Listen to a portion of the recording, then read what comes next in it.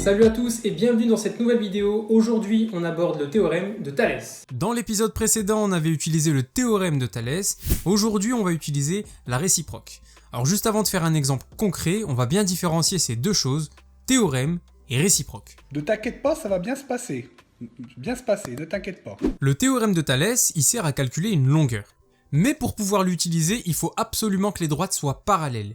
Et dans cette situation, ça nous permet d'écrire une égalité et ensuite on peut calculer la longueur. Ça, c'est ce qu'on appelle le théorème. Maintenant, on va parler de la réciproque. Alors, il y a des exercices où on ne sait pas du tout si les droites elles sont parallèles. Et donc l'égalité, on aimerait bien l'écrire, mais on n'a pas le droit. Donc ce qu'on va faire, c'est qu'on va calculer séparément ces quantités et on va espérer tomber sur le même résultat. Et si on tombe sur le même résultat, on a gagné, ça voudra dire que les droites sont parallèles. En résumé, dans le cours sur Thalès, le théorème il sert à calculer une longueur, et la réciproque, elle sert à savoir si les droites sont parallèles. Donc est-ce que j'utilise le théorème ou la réciproque? Tout dépend de la question qui est posée dans l'exercice. Et je sais qu'il y en a certains qui sont comme ça devant leur écran, qui sont en train de se demander de quoi on parle. Donc le mieux c'est de faire un exemple concret pour voir comment on applique ça. Par exemple, devant cet exercice, on a une figure, on a AD égale 3 cm, AE égale 5 cm, AC égale 20 cm et AB égale 12 cm.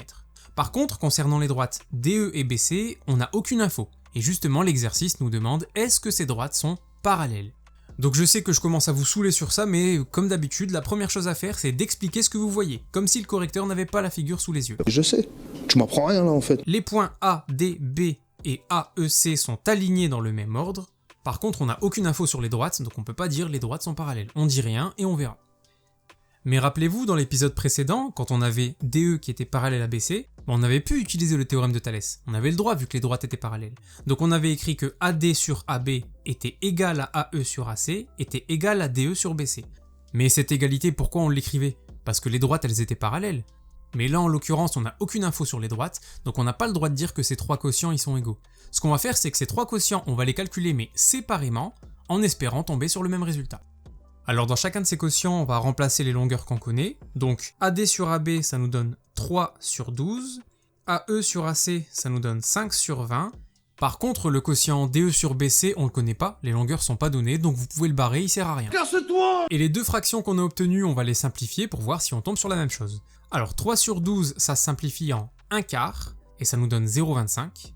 Et 5 sur 20, c'est égal aussi à 1 quart, comme par hasard, et ça nous donne aussi 0,25.